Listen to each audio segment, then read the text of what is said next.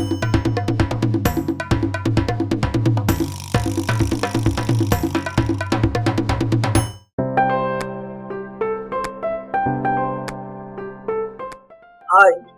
my name is Bebo Onofuwola.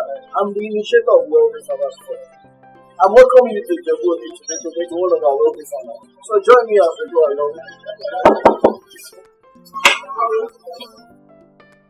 Good afternoon, Debo. Good afternoon. How are you? Nice to see you again. Thank you. You are very welcome.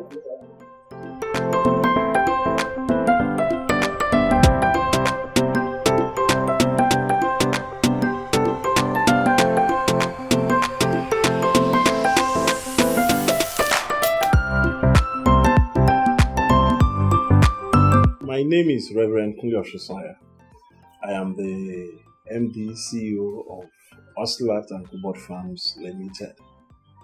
Ocelot and Cobalt Farms Limited is situated here in Ijebu-Ode, southwest Nigeria, and we have a capacity of over 50,000 laying birds. We also are into sheep rearing, goat rearing, and fish. Ocelot and Cobalt Farms came into inception in the year 1987, and we have been operating for the last 31 years. We had a very humble beginning. In fact, when we started with just 600 birds, precisely 400 layers and 200 broilers. But over the years, we have grown, and we have a farm that has over 50,000 birds laying. Looking back at the beginning, it was a bit, I won't say funny, but it was rather God ordained. I, as a young man then, wanted to go up north Nigeria to lecture,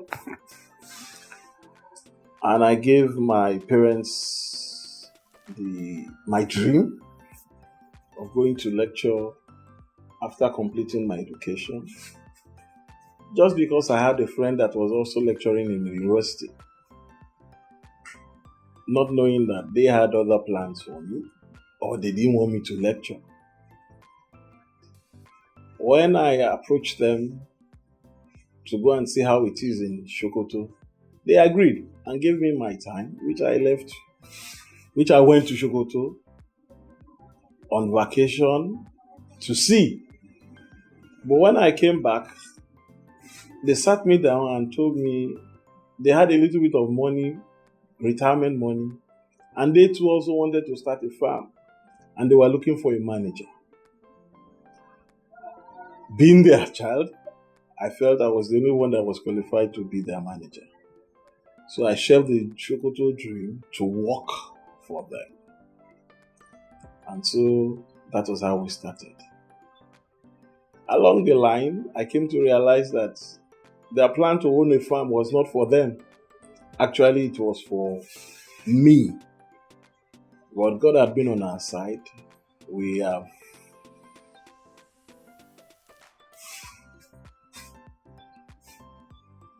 surmounted so many obstacles, and we are still growing till date, which I give God the glory.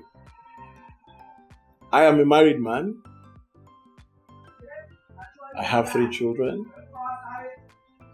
One is a doctor, the other one an economist, and the last one also an economist but still in training. All my children schooled abroad, because I wanted to school abroad, but I didn't. So I thought it would be well worthy if I can make sure my children have the very good education that they deserve.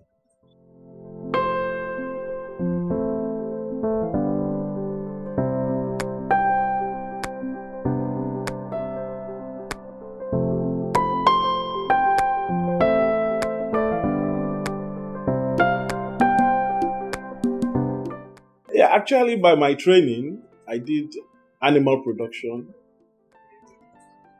not of ruminant, but of monogastric production.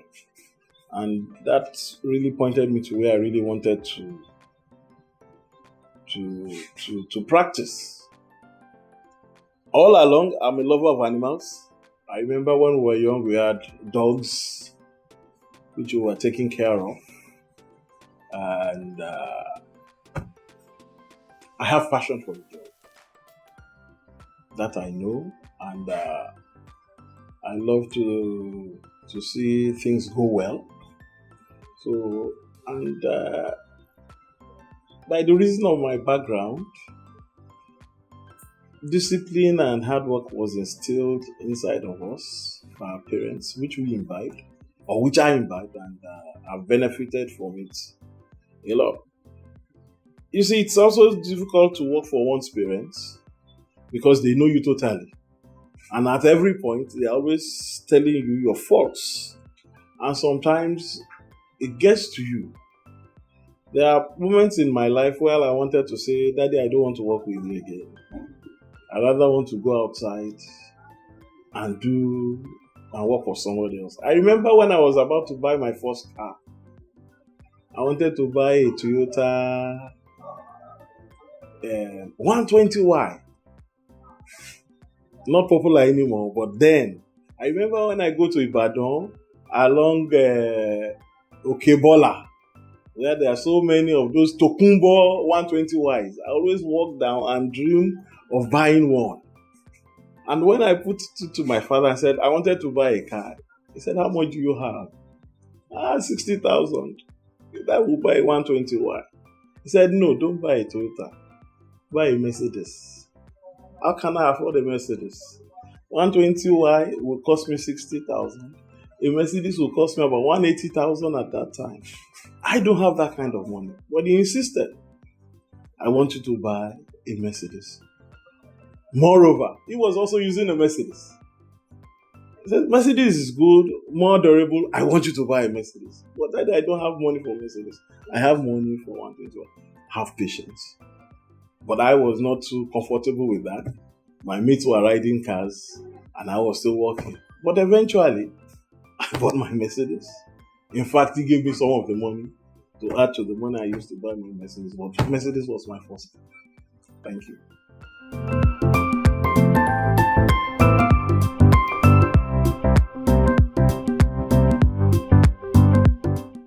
My breakthrough moment actually came as a result of perseverance.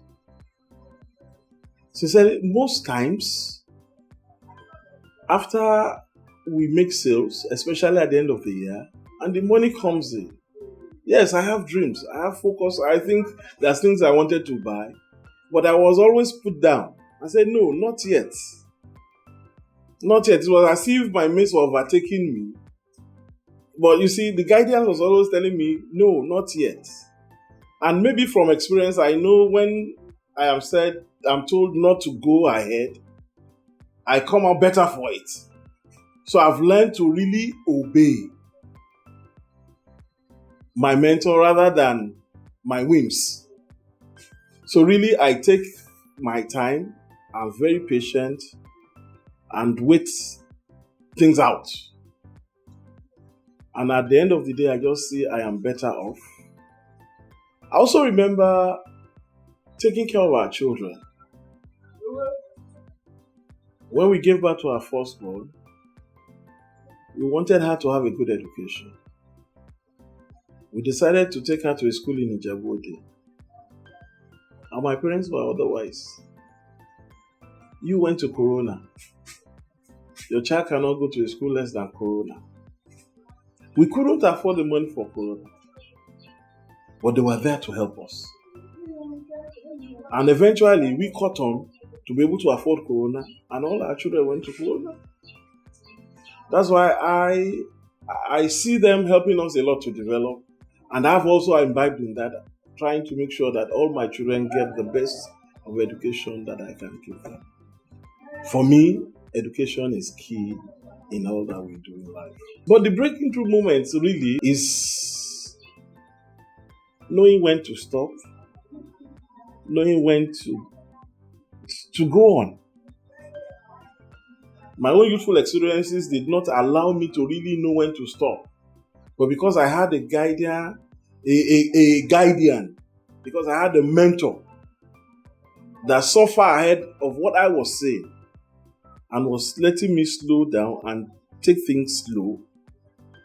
And I remember he had an adage.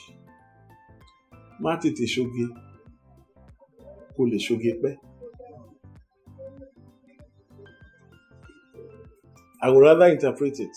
Delay in flaunting your wealth so that you can have it for a longer period. So he taught me to build up before moving to the next step.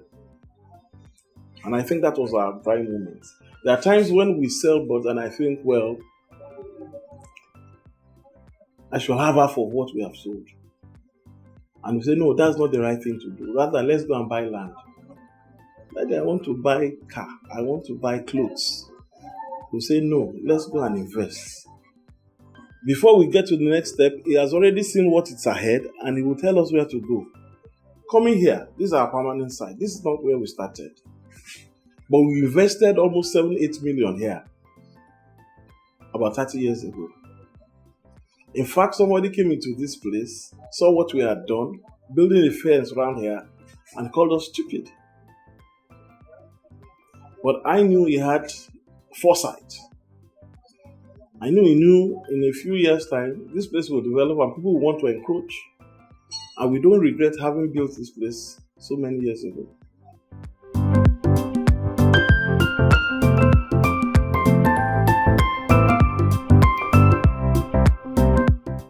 Actually, my story is like the story of Elisha and Elijah. Initially, my Elijah was there.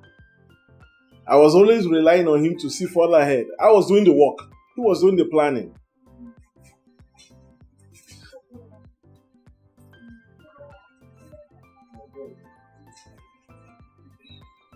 So, at his demise, self-doubt came in.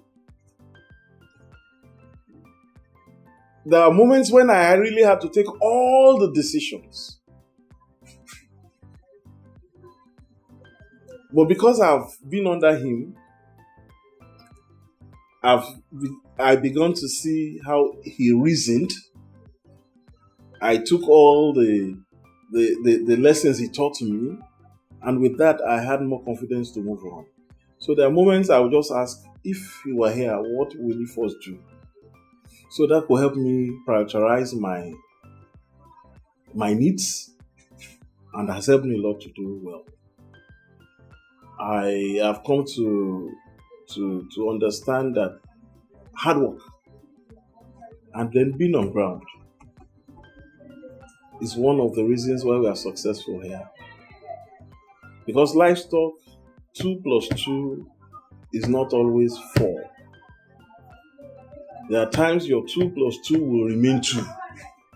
But if you have a proper understanding why it is 2, you will not be afraid to move on. And there are times when the 2 + 2 will become 5. And then you can take the advantage of the extra 1 and know where to put it in. You may not be in buying cars or buying any other thing, but plugging it back into the business. So I believe one of the stinks for a successful industry is knowing your birds. The Bible says, know the condition of your flocks. So when you know the conditions of your flocks, you know when to take decisions, you know when to stay down, and you know when to move ahead.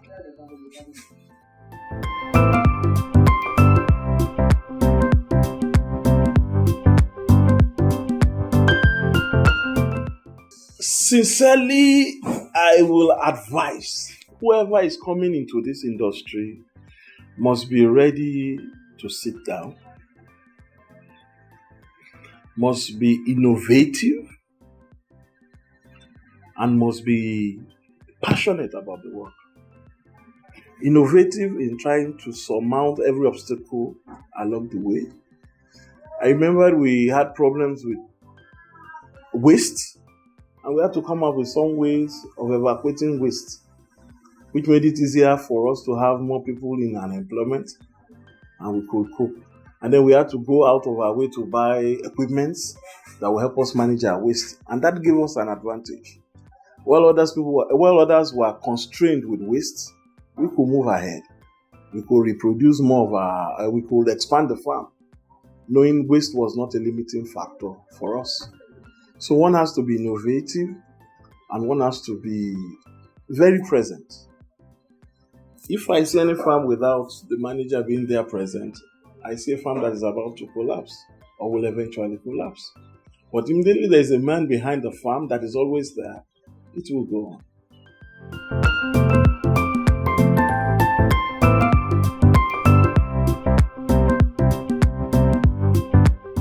Actually, we had to diversify into goat rearing and fish because we had the basic equipment to diversify. We had a feed mill and it was underutilized. And I believe if the feed mill is resting, we can use it to generate more money. So that brought about looking for some other ways to make use of the feed mill. So we're only trying to maximize what we had. And that led to diversification.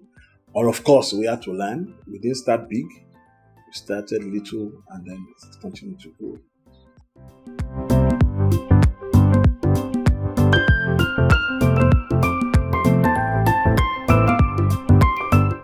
My leisure, I spend with my family. And that makes us to sit down and say, where else do we want to see? We want to see the world. So usually my vacation is usually with my children and my wife. And over the years, we've been going outside the country. We started with Dubai. We started going to America, Europe. We just look for new places to go every year where we can always be together for a few weeks and then we enjoy ourselves. So that is the essence. It's just, we know we are going to work for 1 year and in that 1 year, we'll now enjoy 2 weeks. But we don't spare any comfort. We stay in hotels, most likely very good hotels where we have all the services and then we bond. And after that, we all go our separate ways to come again another year to have it together. So, there's something I want to add. I have come to understand that even in your wealth, it has to be shared. So I am committed to the community where I find myself. I decided to take on 3-4 people, put them on scholarship within the community.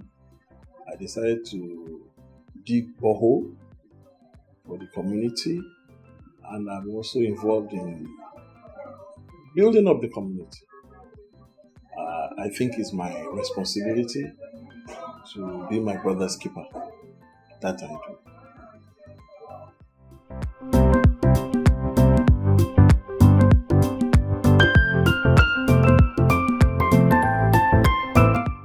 Actually, success in agriculture is about numbers. If we still do agriculture like our parents did, subsistence, we will not get anywhere. So as much as we can do large numbers, it will become successful. And we'll advise whoever wants to go to agriculture to prepare himself to handle. I say agriculture has gone beyond tens. It has to be in tens of thousands to make it worthwhile. So one should prepare himself to manage much more than a few thousands. And that takes a lot of commitment. It takes a lot of capacity building for oneself, knowledge. Because if you are not knowledgeable to handle tens of thousands, it may be a disaster at the end of the day. So one has to equip himself with knowledge and innovations, what is going on in the world. One has to be abreast of the facts of what is happening in one's industry. And with that, one should be able to be successful. So my parting word is, let them get ready. The heaven is not the limit. Beyond the heaven is the limit. Everybody must eat every day.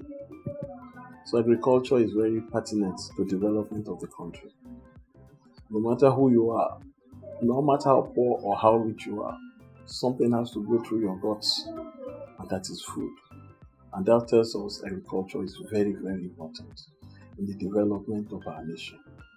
Thank you.